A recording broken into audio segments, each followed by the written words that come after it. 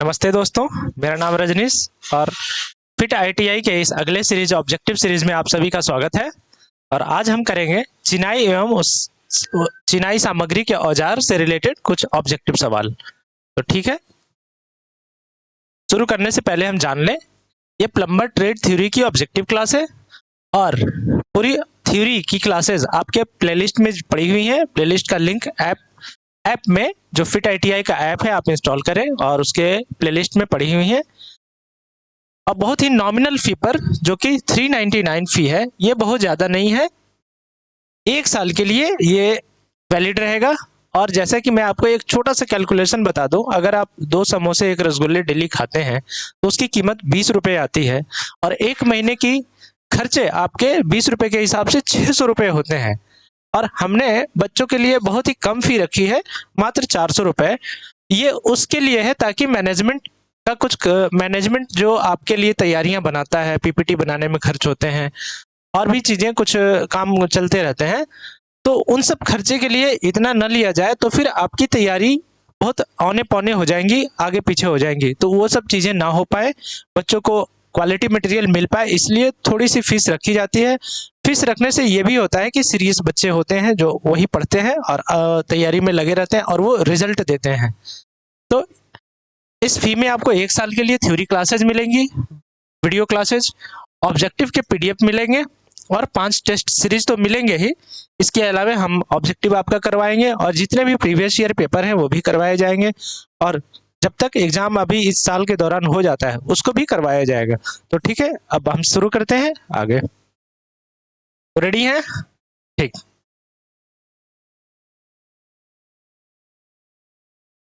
Download Fit ITI app from playlist store for trade theory classes. Watch full playlist from YouTube. चलिए आगे आपका सवाल। Spirit level द्वारा check किया जाता है। बहुत अच्छे, हमने थ्योरी क्लासेज में पढ़ा था कि स्पिरिट लेवल कुछ इस तरह का होता है।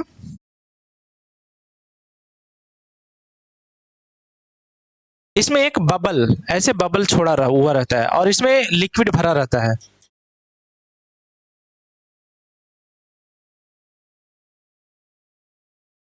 ना? ये लिक्विड होता है, तरल पदार्थ, और ये बबल है, बुलबुल्ला। बुलबुल्ला। तो जैसा कि भगवान के नियम के बनाए अनुसार हम ये जानते हैं कि बुलबुल्ला पानी में ऊपर आ जाता है ना? और तरल पदार्थ के बीच में अगर इसको हम लोग ऐसे कर दें तो ये बुलबुल्ला यहाँ ऊपर आ जाएगा, अगर ऐसे कर दें तो ये बुलबुल्ला यहाँ ऊपर चढ़ जाएगा। तो ये हमारी दीवार या हम कोई भी स्ट्रक्चर बना रहे हैं वो बिल्कुल हॉरिजॉन्टल बने, बिल्कुल हॉरिजॉन्टल बने, क्षैतिज बने। इसके लिए क्या करते हैं हम? स्पिरिट लेवल का इस्तेमाल करते हैं। किसी भी सरफेस को बनाने के लिए, जैसे कुछ बना रहे हैं, ढलाई कर रहे हैं या चिनाई कर रहे हैं, तो उस पर रख देते हैं, तो उससे हमें पता चल जाता है कि हमारा जो लेवल बन रहा है वो बिल्कुल हॉरिजॉन्टल है। ठीक है, तो उसके लिए हम लोग क्या करते हैं? स्पिरिट लेवल का इस्तेमाल करते हैं। आइए ऑप्शन में देखते हैं क्या क्या दिया हुआ है। क्या कोण नापते हैं? नहीं, बिल्कुल कोण तो नहीं नापते हैं। गोलाई नापते हैं? नहीं, गोलाई भी नहीं नापते हैं। लेवलिंग, हाँ, लेवलिंग नापते हैं। कौन सा level? Horizontal level. Horizontal level है ना? लेवलिंग दो तरह का, वर्टिकल लेवल और हॉरिजॉन्टल लेवल। तो हॉरिजॉन्टल लेवल, क्षैतिज लेवल को हम लोग स्पिरिट लेवल से नापते हैं। ठीक है, अब आते हैं आगे, next. Used for cutting bricks stones while masonry work, है ना?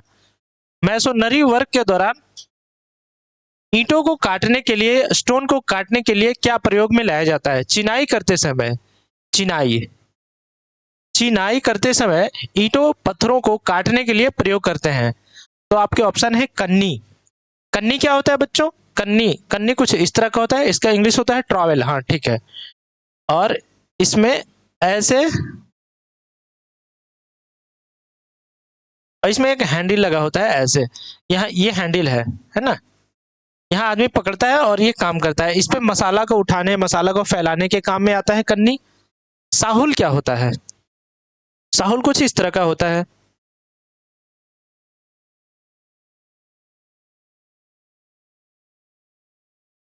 ना? कुछ ऐसा होता है साहुल।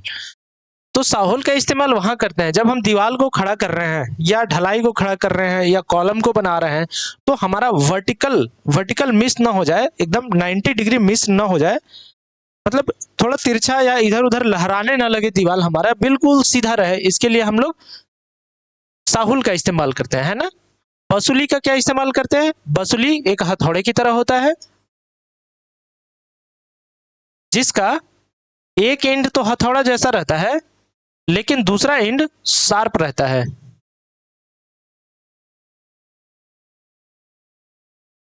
क्या हो गया?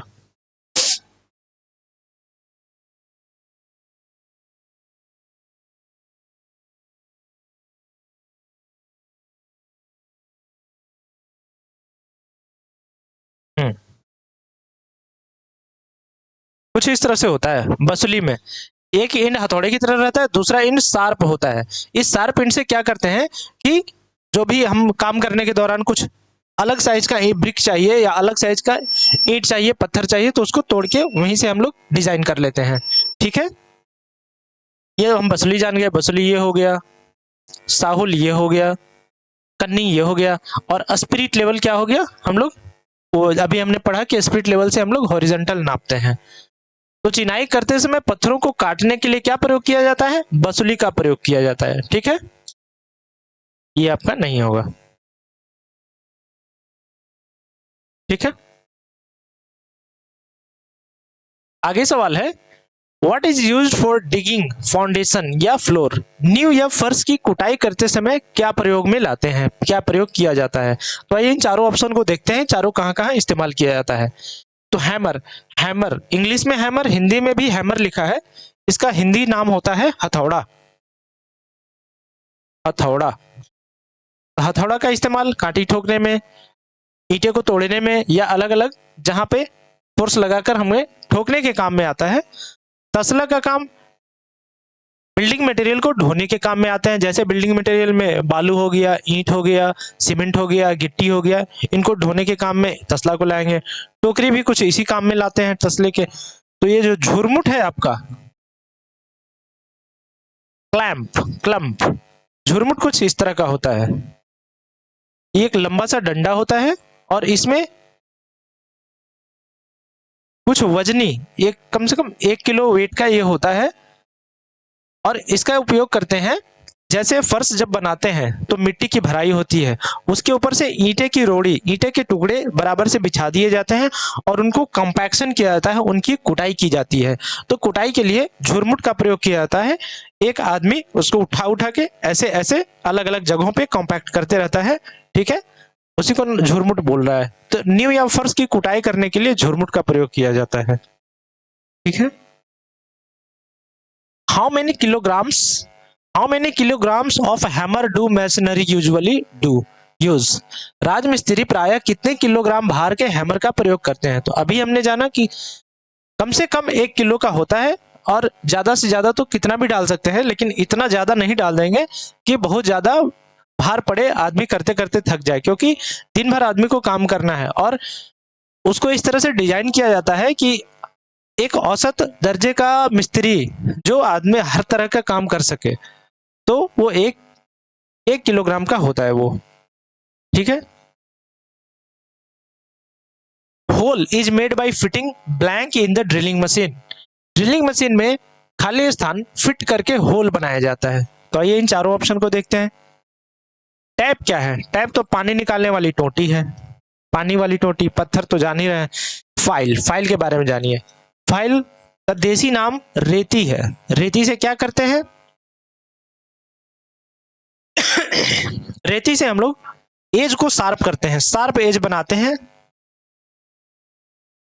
शार्प एज बनाते हैं। देसी में कहा जाए तो जब हमारा कोई औजार भोथर हो जाए, ब्लंट हो जाए, काटने में ना बने, बहुत ज्यादा मेहनत करना पड़े छेनी को, तो ऐसी स्थिति में हम लोग फाइल का इस्तेमाल करके उसके एज को शार्प करते हैं। ठीक है, तो इसका सही जवाब हो गया, ड्रिलिंग मशीन में फिट करके क्या किया जाता है? ड्रिल, ड्रिल बीट का इस्तेमाल किया जाता है। अलग अलग तरह के बीट आते हैं, जैसे कंक्रीट, कंक्रीट के लिए अलग बीट आते हैं, लकड़ी में काम करने के लिए उसका बीट अलग होता है, थोड़ा सॉफ्ट होता है। लोहे को काटने का बीट अलग होता है। तो जैसे जैसे हम अलग अलग काम में प्रयोग करेंगे, हमारा बीट भी अलग अलग बनते जाएगा। कटर मशीन का उपयोग निम्न में से किसे काटने का के लिए किया जाता है? तो जो कटर मशीन होता है, कटर मशीन में भी एक बिट लगा होता है। अलग अलग काम में अलग अलग बिट लगाते हैं। लकड़ी काटने के लिए उसकी उसकी दांतें अलग तरह की होती है। लकड़ी काटने वाले दांतें ज्यादा बड़ा बड़ा बनाई जाती है। दीवाल को काटने वाला बिट अलग होता है। इस तरह से चारों तरफ बने रहते हैं। लोहे काटने वाला बीट अलग होता है, उसका मटेरियल अलग होता है, उसमें सैंड और सिलिका मिला के कुछ बनाते हैं।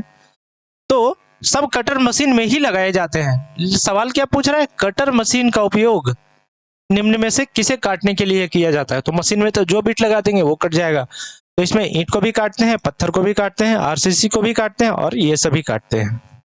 ठीक है, आगे सवाल देखिए।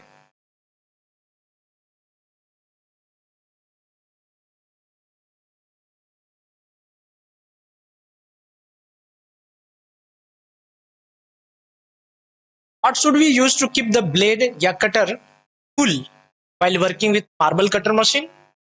तो आपने देखा होगा मार्बल का काम आपने अपने आसपास जरूर देखा होगा कहीं ना कहीं। वहां पे क्या देखे होंगे कि जहां पे कटिंग करता है मार्बल को, एक पतली सी पाइप आती है और वहीं पे जहां पे कटाई करता है उससे बूंद करके पानी गिरते रहता है। तो जल का प्रयोग करता है उसको काटने के लिए। फ्रिक्शन होता है और फ्रिक्शन के कारण बहुत टेम्परेचर बहुत हाई हो जाता है। अगर पानी न दिया जाए तो ब्लेड के एज पे काफी असर पड़ेगा। तो एज पे ज्यादा असर न पड़े इसलिए ठंडा करते रहना चाहिए। ठंडा करने के लिए जल का प्रयोग करते हैं। Next, the average weight of A brick. आइए ब्रिक के बारे में हम थोड़ा और जान, एवरेज वेट और जान ले।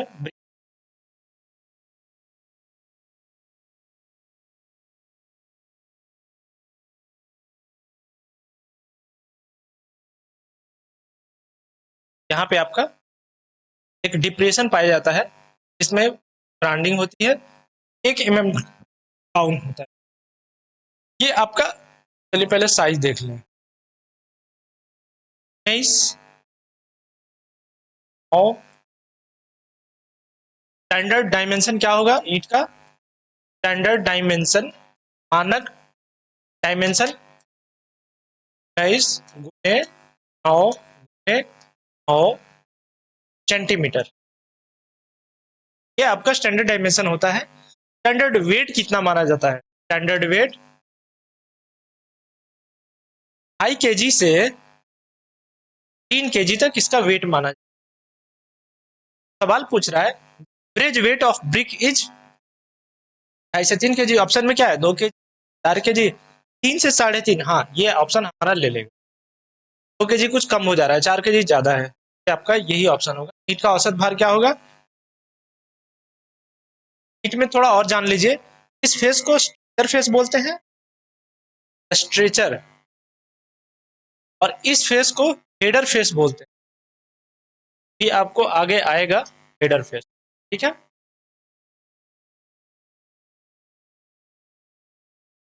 तो बच्चों, in construction work material used to join a stone etcetera is called. निर्माण कार्य में पत्थर इत्यादि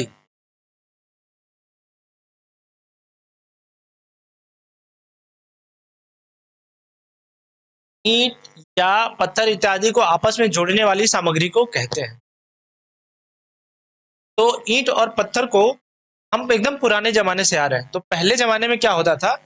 मिट्टी या गारा, मिट्टी या गारा, इससे भी जोड़ते थे। थोड़ा हमारा साइंस और डेवलप हुआ, हमारी उन्नति हुई, हम चूने का इस्तेमाल करने लगे, चूने से जोड़ने लगे। अब मॉडर्न युग में हम लोग चूने से भी और मजबूत चीज का कुछ कर चुके हैं। चूने से ही बनता है सीमेंट। इसकी सीमेंट ताकत और ज्यादा होती है। और तो ये तीनों क्या है? ये तीनों बंधक पदार्थ हैं, बाइंडिंग मटेरियल है। बंधक पदार्थ यानी बाइंडिंग मटेरियल, यानी कि बाइंडिंग सबस्टेंस ये होना चाहिए। In construction work the material used to join stone called binding substance, पदार्थ आसान है। What is the chemical formula of lime? चूने का रासायनिक सूत्र क्या है? चूने का रासायनिक सूत्र क्या है? ये तो बहुत ही सिंपल है, कैल्शियम ऑक्साइड। चूना क्या होता है? कैल्शियम ऑक्साइड ही तो होता है।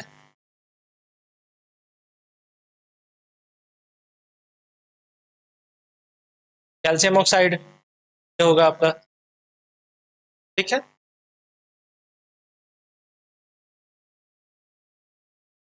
मैं फिर से आपको बता दूं, नंबर की ट्रेड थ्योरी की आपकी सारी क्लासेस फिट आईटीआई ऐप में पड़ी हुई हैं, यूट्यूब पे भी पड़ी हुई हैं। आप जाइए वहां देखिए ये क्लास सीरियल बाय सीरियल, और यहाँ से आपको सारे सवाल क्लियर हो जाएंगे जो आपके अलग अलग एग्जाम्स में ऑब्जेक्टिव में। बहुत ही नॉमिनल फी 399 पे आपको मिल रही है, जो कि ज़्यादा नहीं है। इसमें आपकी वीडियो क्लासेज, ऑब्जेक्टिव पीडीएफ और 5 टेस्ट मिलेंगे, और इसकी वैलिडिटी 1 साल के लिए रहेगी।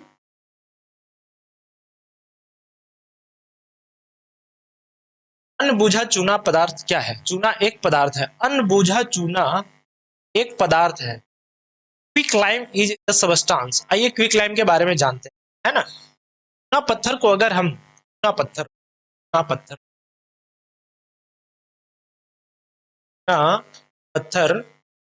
लाइम लाइम स्टोन को अगर हम गर्म करते हैं, गर्म करने का निशान त्रिभुज है। रासायनिक नाम क्या हो गया? CaCO। गर्म कितना करेंगे? 810 से 9 पे जब गर्म करते हैं तो ये टूट जाता है किसमें? CaO और O2 में, ठीक है। जब गर्म करने के बाद ये जो टूटता है यही होता है अनबुझा चूना या क्विक लाइम, अभी तुरंत तुरंत बना हुआ लाइम। इसका नाम क्या क्या है? क्विक लाइम या प्योर लाइम या फैट लाइम या रिच लाइम, है ना। ये सारे इसी के नाम है। इसको अनबुझा चुना क्योंकि अभी बुझा नहीं, अभी तुरंत जन्म लिया है, अभी तुरंत क्विक लाइम है, तुरंत बना है। तो इसको बनाने के लिए 800 से 900 डिग्री सेल्सियस दिया जाता है।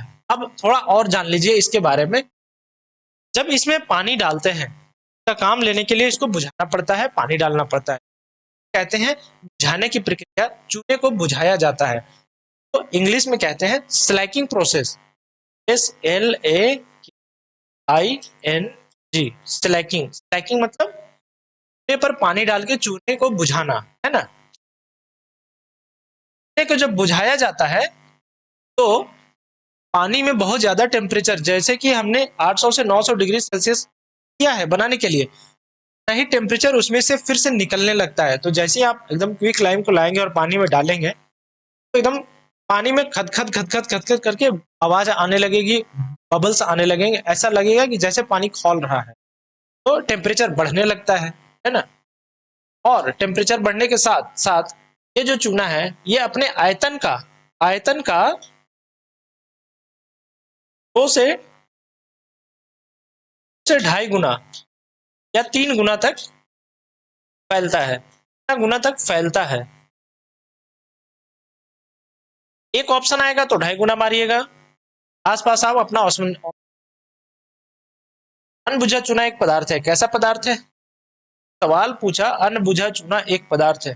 जब ये बनता है तो ये सॉलिड फॉर्म में होता है या लम्प फॉर्म में होता है, ढेले ढेले टाइप का होता है, हल्का भुरभुरा भी होता है। लेकिन आपको जब ऐसा सवाल पूछे अनबुझा चूना एक पदार्थ है, आप इसमें ठोस पदार्थ मारेंगे कि जैसे ही इसमें पानी डालेंगे, इसमें बुझाने की प्रक्रिया शुरू होगी, ये ठोस एकदम बिलबिला के पाउडर जैसा होने लगेगा पानी में, और अपने आयतन का 2.5 से 3 गुना फैलने लगेगा।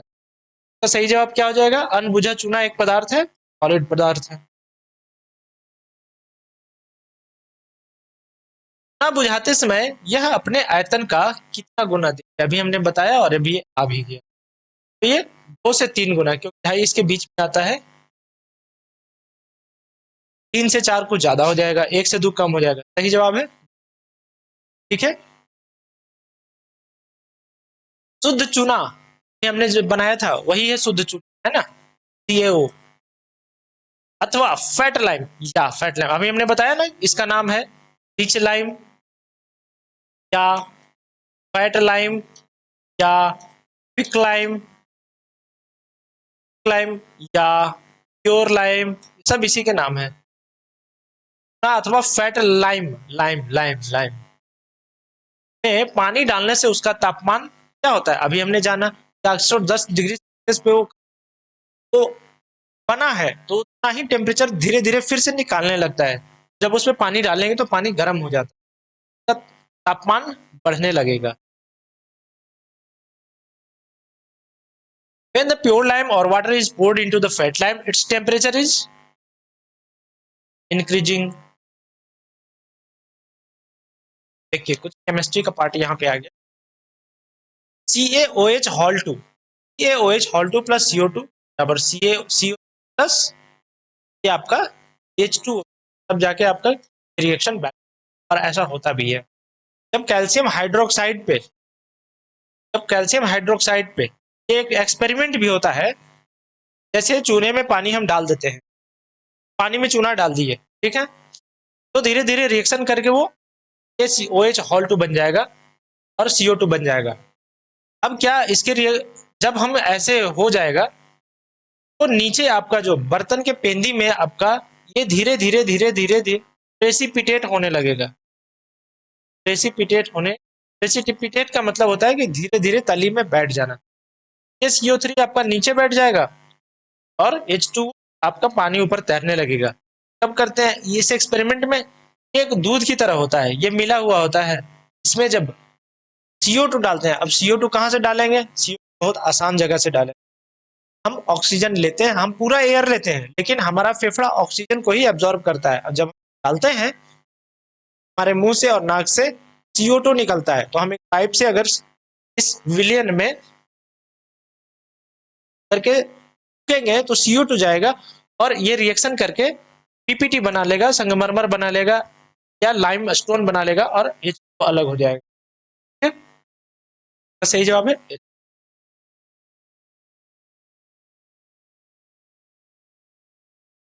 Work at height we have to make, ऊंचाई पर कार्य करने के लिए हमें बनाना पड़ता है।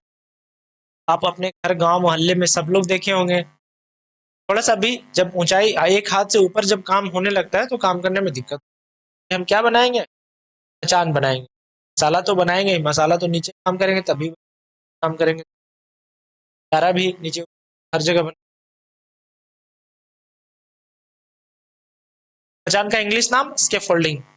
वाले बच्चे कभी ये ना सोचें कि हम मचान समझ के ही जीवन में आगे बढ़ेंगे, हो या इंग्लिश आपको दोनों समझ में आनी चाहिए।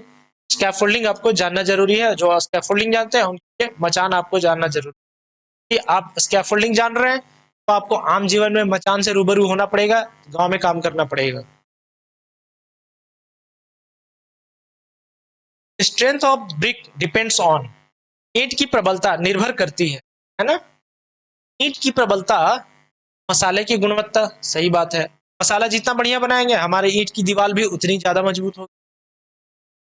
ईंट की गुणवत्ता पर यह भी बहुत सही बात है, अगर ईंट ही हमारा खराब रहेगा तो क्या मसाला, क्या ईंट की दीवार बढ़िया बनेगी, नहीं।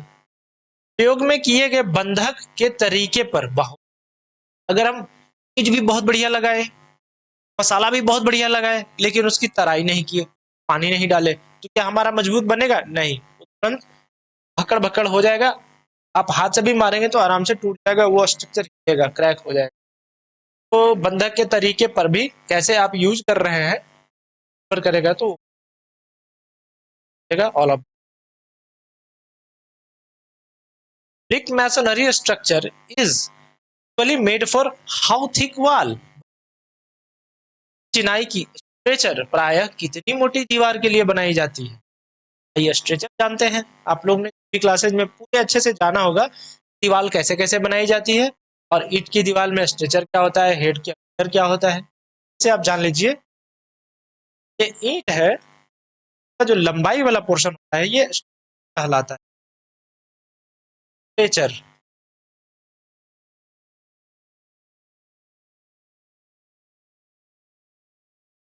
ये हेडर, यह है आपका हेडर हेडर पार्ट। ईंट की चिनाई की स्ट्रेचर प्रायः कितनी दीवारों के लिए बनाई जाती है? अगर सिर्फ स्ट्रेचर स्ट्रेचर ऐसे ऐसे ईंट खड़ा करें लंबाई में,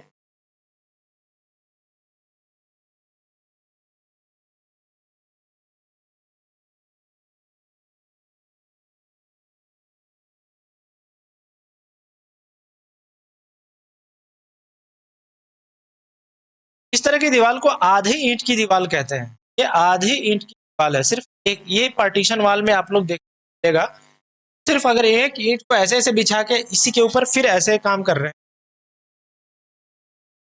ये स्ट्रेचर स्ट्रेचर सिर्फ काम कर रहे हैं, तो ये आधी ईंट की दीवार मानी जाती है। तो अभी हमने जाना कि स्टैंडर्ड साइज क्या होता है, ये 19 होता है, 9 होता है और ये 9 होता है।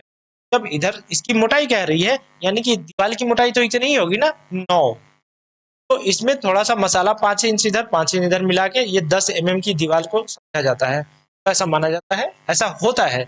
ईंट की चिनाई की स्ट्रेचर स्ट्रेचर सिर्फ दिखाई दे, कम से कम मोटी कितनी होगी, कम से कम 10 सेंटीमीटर की होगी, और हेडर हेडर दिखाई दे, यानी कि ईंट ऐसे ऐसे बिछाया गया है, ऐसे ऐसे बिछाया गया है, तब आपकी कम से कम मोटाई कितनी हो जाएगी दीवार की, ये 19 आपने जान रहे हैं, ये 19 है, तो ये एक इंच की दीवार इसको मानी जाती है, और इस ये 20 सेंटीमीटर।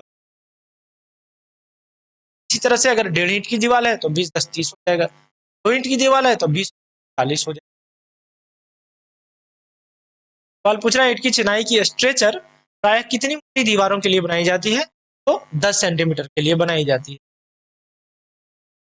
नेक्स्ट, ईंट की चिनाई की अंग्रेजी चाल का संशोधन क्या है? बहुत अच्छा सवाल। अंग्रेजी चाल क्या है, जिसमें पहल का लेयर स्ट्रेचर स्ट्रेचर लगाए हैं, लेयर हेडर हेडर लगाए हैं,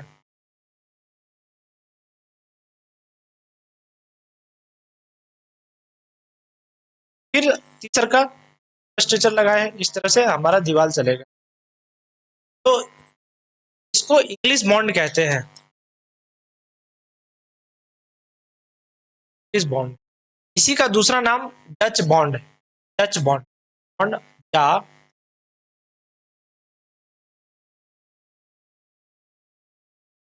देखिए इसका नाम कुछ है इस तरह से पड़ा, जब हमारा देश गुलाम हुआ या दूसरे देश के लोग हमारे देश में आए शासन करने फिरने काम करने ट्राई करने, तो बंगाल की खाड़ी तरफ से इंग्लैंड इंग्लैंड वाले आए, अंग्रेज लोग आए, और गोवा की तरफ से पुर्तगाल वाले आए, डच वाले आए। तो लगभग दोनों का कंस्ट्रक्शन पैटर्न एक ही था, है ना, इस तरह से ही अपना घेराबंदी और किला विला अपना घर बनाते थे। इसका नाम अंग्रेजी चाल या डच चाल कर दिया गया। फिर बाद में फ्रांस वाला चाल कुछ अलग था, वो फ्लेमिश चाल हो गया।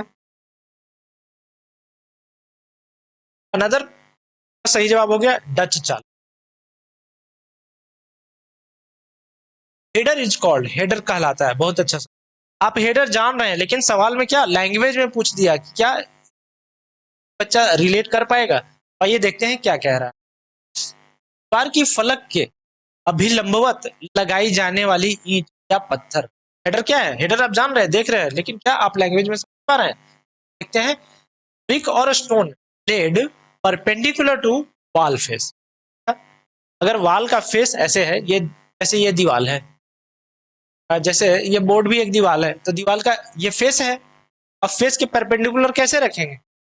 ईंट को ऐसे रखेंगे, ईंट का हेड हमें दिखाई देगा। जब ईंट का हेड दिखाई देगा, वही तो कह रहा है हेडर इज कॉल्ड ब्रिक और स्टोन हेड परपेंडिकुलर टू दीवार फेस। तो सही बात कर रहा है। अगर ये दीवार है, इसके परपेंडिकुलर अगर ईंट को रख देंगे तो हमें क्या दिखेगा? ईंट या पत्थर की एक क्षैतिज परत, एक क्षैतिज परत, horizontal layer of brick and stone.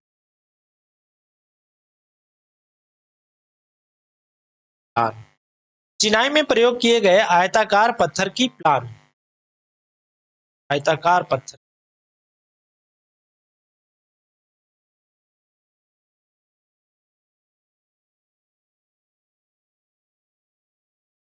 Stretcher है आपका,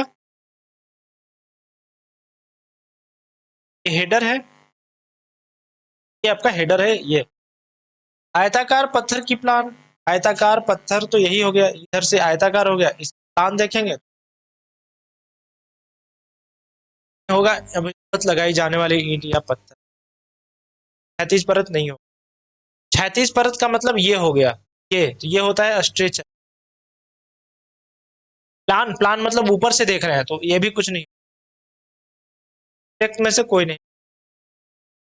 दीवार की फलक के अभिलंबवत लगाई जाने वाली ईंट, ब्रिक और वॉल, ब्रिक और स्टोन लेट परपेंडिकुलर।